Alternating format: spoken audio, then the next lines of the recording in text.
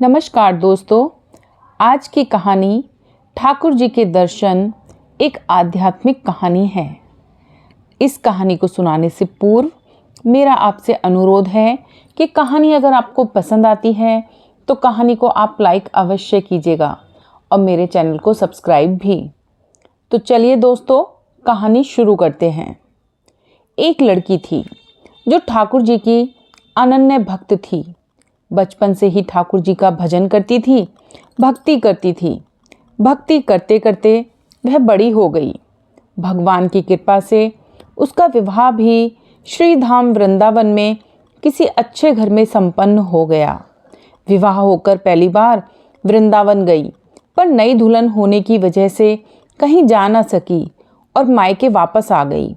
और वो दिन भी आया जब उसका पति उसे लेने के लिए उसके मायके में आया। अपने पति के साथ फिर वृंदावन पहुंच गई। पहुंचते पहुंचते उसे शाम हो गई थी।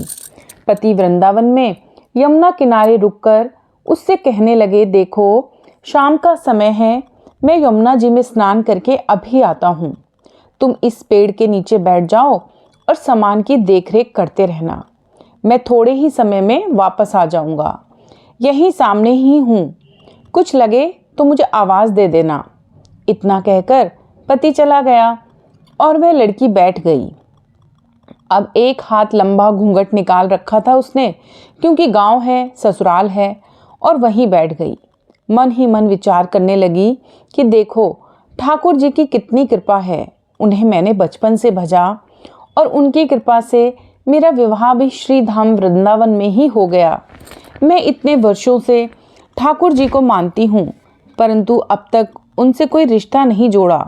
फिर सोचती है, ठाकुर जी की उम्र क्या होगी? लगभग 16 वर्ष के होंगे। मेरे पति 20 वर्ष के हैं, उनसे थोड़े छोटे हैं, इसीलिए मेरे पति के छोटे भाई की तरह हुए और मेरे देवर की तरह। तो आज से ठाकुर जी मेरे देवर हुए। अब तो ठाकुर जी से नया संबंध जोड़कर वह बड़ी प्रसन्न हुई और मन ही मन ठाकुर जी से कहने लगी, देखो ठाकुर जी, आज से मैं तुम्हारी भाभी और तुम मेरे देवर हो गए। अब वो समय आएगा जब तुम मुझे भाभी भाभी कहकर पुकारोगे। इतना सोच ही रही थी कि तभी एक 10-15 वर्ष का बालक आया और उस लड़की से बोला, भाभी भाभी। लड़की अचानक अपने भाव से बाहर आई और सोचने लगी, वृंदावन में तो मैं नई हूँ, ये भाभी कहकर कौन बुला रहा है मुझे। नई थी इसीलिए घूंघट उठाकर नहीं देखा कि गांव के किसी बड़े बूढ़े ने देख लिया तो बड़ी बदनामी हो जाएगी। अब वह बालक बार बार कहता, पर वह उत्तर ना देती। बालक पास आया और बोला, भाभी नेक अपना चेहरा तो दिखाएं। अब वह सोचने लगी, अरे ये बालक तो बड़ी जिद कर रहा है, इसीलिए कस के घूंघट पकड़कर बैठ गई कि कहीं घूंघट उठाकर देख ना ले। लेकिन उस बालक ने जबरदस्ती घूंघट उठाकर चेहरा देखा और भाग गया। थोड़ी देर में उसका पति आ गया। उसने सारी बात अपने पति से कही। पति ने कहा, तुमने मुझे आवाज़ क्यों नहीं दी? लड़की बोली, वह तो इतने में भाग ही गया था। पति बोला, चिंता मत करो, वृंदावन बहुत बड़ा थोड़ी ही है। कभी किसी गली में खेलता मिल गया तो हड्डी पसली एक कर दूंगा, फिर कभी ऐसा नहीं कर सकेगा। तुम्हें जहाँ भी दिखे मुझे ज़रूर बताना। फिर दोनों घर गए। कुछ दिन बाद उसकी सास ने अपने बेटे से कहा, बेटा देख तेरा विवाह हो गया है, बहू मायके से भी आ गई है, पर तुम दोनों अभी तक बांके बिहारी जी के दर्शन के लिए नहीं गए हो। कल जाकर बहू को दर्शन कराकर लाना।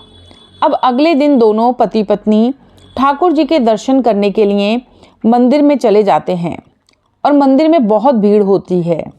लड़का कहने लगा, देखो तुम स्त्रियों के साथ आगे जाकर दर्शन कर लो, मैं भी आता हूँ।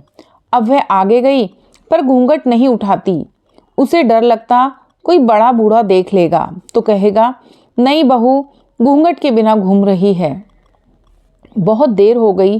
पीछे से पति ने आकर कहा, अरे बावली, बिहारी जी सामने हैं, घूंघट काहे ना खोले। घूंघट ना है खोलेगी तो दर्शन कैसे करेगी। अब उसने अपना घूंघट उठाया और जो बांके बिहारी जी की ओर देखा तो बांके बिहारी जी की जगह वही बालक मुस्कुराता हुआ दिखा तो एकदम से चिल्लाने लगी, सुनिए, जल्दी आओ, जल्दी आओ। पति पीछे से भागा भागा आया, बोला, क्या हुआ? लड़की बोली, उस दिन जो मुझे भाभी भाभी कहकर भागा था वह बालक मिल गया। पति ने कहा, कहाँ है? अभी उसे देखता हूँ। तो ठाकुर जी की ओर इशारा करके बोली, ये रहा, आपके सामने ही तो है। उसके पति ने जो देखा तो अवाक रह गया और बोला, तुम धन्य हो, वास्तव में तुम्हारे हृदय में सच्चा भाव ठाकुर जी के प्रति है। मैं इतने वर्षों से वृंदावन में हूँ, मुझे आज तक उनके दर्शन नहीं हुए और तेरा भाव इतना उच्च है कि बिहारी जी के तुझे दर्शन हो गए। तो देखा दोस्तों, यह होती है सच्चे भाव की भावना।